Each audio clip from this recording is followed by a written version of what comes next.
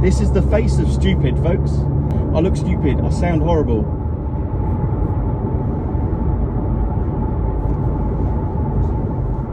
Hey folks, Neil here. And I hope the audio improves, but last few videos I've had really crap audio because I've lost my mic that plugs into my phone, and for some reason mount tends to get a zing in it at certain frequencies, which is a bit annoying. I want to talk to you today about, and this is the question I get asked loads, is how do you manage to just post stuff, to video yourself and put it online? But I get a lot of people saying, I really want to do that for my website, my blog, my vlog, but I just can't. I think I look stupid. This is the face of stupid, folks. Okay? I look stupid, I sound horrible, and I don't like the sound of my own voice, although many people think I do. So, and what I say to them is, you've got to stop caring. 100% stop caring. Because if you watch my videos and my content, you know, I've got a face for radio, I've got a voice that probably drives people up the wall, and I make so many tongue-tied mistakes, it's unreal. Now, when I first started, I did a video the other day which I'll post about I don't fear anything, as far as I don't fear failure. And that helps, but it's never always been that way. And I think I don't know if it's an age thing, but I don't care. I've been, you know, I've been in the F1 pit lane for years. I've been in racing for, well, a long time before that. I've been in business for 10 years, and in my 40s, I must admit that I've experienced enough in life to actually not care what people think. But I also know, and this is the kind of this is the guidance that I impart, because if you do care, it's hard just to not care. So I try to be useful with my guidance and say, look, if you want to post stuff, just get it done. Now, the shortfall for me is when I post stuff and make mistakes, or I go off on a tangent, which I always do. I've got a memory like a goldfish, so I hardly remember what I'm talking about. But what I say to them is, my shortfall is when I do a video and make lots of mistakes, and I have to then go and edit out the mistakes. I might sit quiet for about 5 or 10 minutes and then remember what I'm talking about and carry on, and oh, by the way, because none of this is scripted, because I'd forget to read the notes. So the shortfall is that I'll do all those videos and then they'll sit on my computer or my phone, and I won't get the time to edit them, or I'll lose interest in that video because I'm very flighty, and I'll think about doing the next video. So they'll just sit there and they never get edited and they never get put up. So one of the cures that I found is that I'll do these videos and I'll just post them. And that has a twofold advantage, maybe even threefold. Is the fact that A, it's not sat there waiting to be edited, you just pump it out. B, I don't care if I make mistakes, I try and make a joke out of them, I take the mickey out of myself. So in that way, I don't care about the ums and ahs and the tongue-tiednesses that I get. And then that helps me the next video I try and do to try and make those occurrences less, like so I try and purposely eradicate that, but it doesn't matter if you don't. And the third advantage is that you don't then listen and watch yourself back. What you say is what you feel. Hopefully it's of use to somebody. If it's not, they won't watch. And then you don't have to listen to your annoying self, or watch your annoying self, or cringe at your annoying self. So there's three advantages to just literally doing a video and smashing it up. The next step to that is doing it live. And if you do it live, it's live. So you can't undo anything.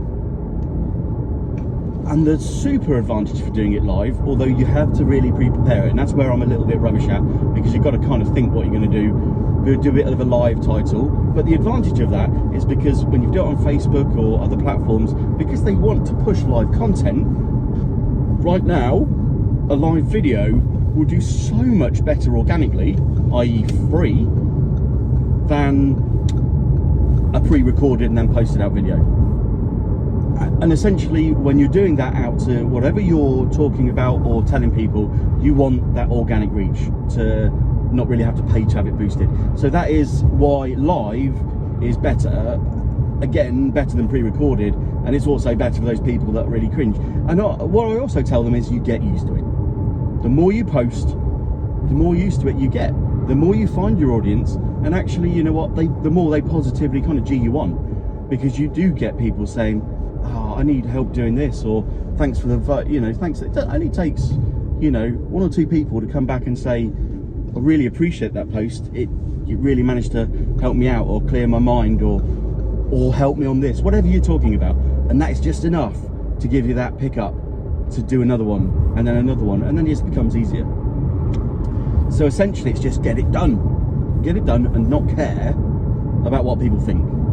You will get criticised, no doubt, but it's not caring about what they said. I got criticised for driving and talking, and I went, you know, it's just, I get that, but and I do videos everywhere, but driving is my kind of where I can do it. It's just like talking to a passenger. I don't start it recording while I'm driving. I set it all up before I drive anywhere, and it's just essentially like talking to a passenger while you're driving, or talking to somebody on hands-free while you're driving. So you kind of take that in, you take what they say in, because I'm not going to be rude and say, oh, you know what you're talking about, because everyone has an opinion, and that's another thing. Everyone has an opinion. It doesn't mean they're correct. They have an opinion, and then if they don't like what you're doing, they won't watch it, which is fine, because you don't want to broadcast, well, you might, to people that hate you. It doesn't make my company any less of a company. It doesn't make what they do any worse, or, you know, it's my personal preference, and I do these videos to help others and to kind of get my voice out there on subjects I know, or even asking questions if I don't know the subject. So essentially, that's kind of what you're looking for. If you want to start doing it, my advice is just do it. Yeah, and it will become easier and easier, and you'll gather an audience together, and they will G you on. They will ask questions that you think, oh, I can do a video about that, or a podcast. You can also turn the audio of these into a podcast, so it gives you a larger audience with minimum extra effort. So there's so much you can do. But yep, my advice is just get it done. And if you're, I wouldn't say brave enough, get it live. Don't re-edit, don't go back and edit your stuff. And if you don't think, oh, it doesn't look professional enough when you look at the YouTubers, well, their first videos didn't either. They started off with these drab, you know, poor audio, unedited, no super sexy intro sequences, etc., etc. And then as they grew, they got better at it, so that they could put their resources and time into that.